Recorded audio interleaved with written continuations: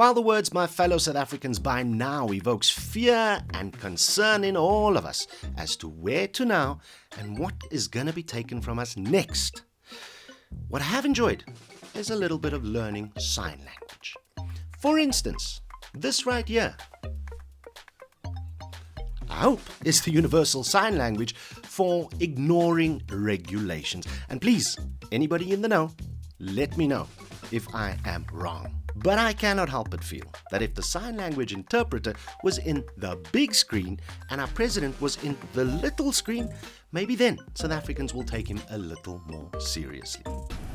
There are a number of people who have taken to organizing parties, who have drinking sprees, and some who walk around in crowded spaces without the protection of masks. After all, for those of us who can use our ears but don't, maybe government should speak to us like we simply cannot hear at all. But at the same time, government, please, can you communicate better? Last week was a complete from a government communications point of view.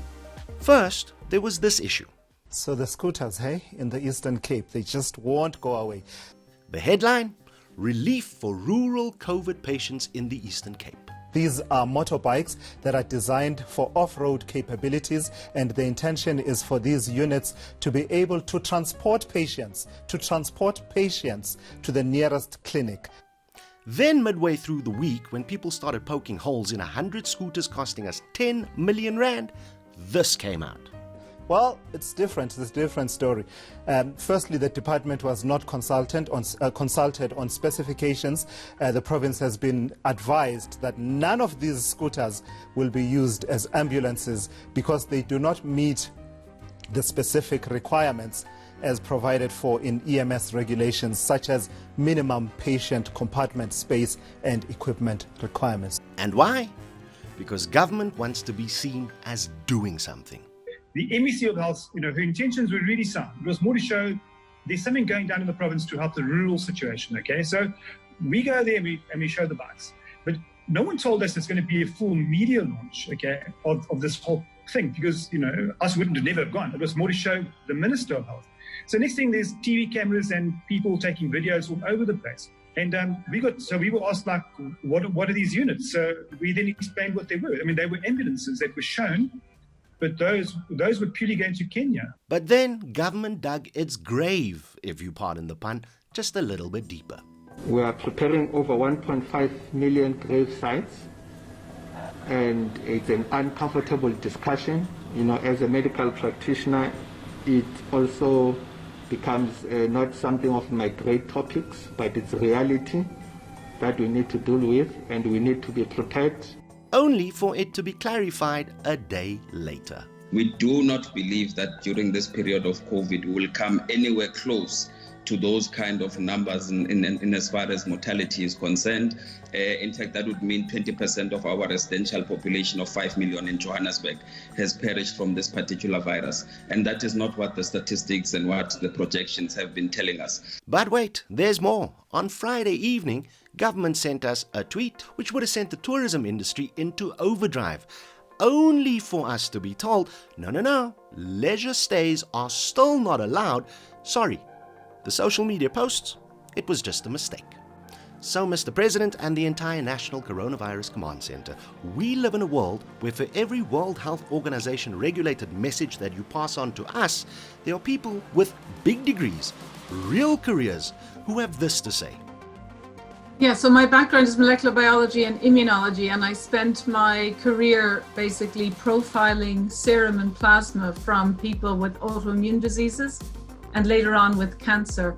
And I was involved in setting up companies, and another application of the technology I invented. That's why I think it's important for people who have a background in immunology to try and tell people that there may never be a vaccine for this coronavirus.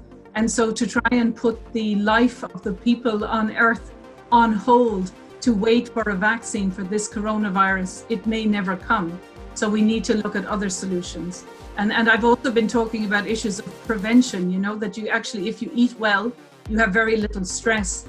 and you make sure that you have vitamins and we'll say zinc, that you can protect yourself, and that there are drugs that have been well known to provide prevention and treatment, so that really there's no need for the world to lock down at all. And also, if we have preventions and treatments, there's no need for masks, no need for social distancing, and no need for the poverty that's going to be associated with people not able to earn a living, so that they won't make money, and that in months and years to come, they actually will be malnourished potentially, or due to poverty, the health systems will be run down and their health will be run down. So that we need to, now inform people of the symptoms, prevention and treatment, and literally unlock the world. And the reality is that the truth is just a click away. Do not underestimate the power of those who perpetuate a truth that is more convenient to all of us who right now are fighting for our economic and our physical lives. The search for that truth in places where the World Health Organization does not hold sway is growing. It's called the World Wide Web. So if you don't want us to treat what you say with trepidation and suspicion, and you don't want your so-called conspiracy theorists to win over minds, you have to communicate better. You cannot make mistakes, or else we're going to see a lot more of this. And a lot more of this. South Africa, I love you.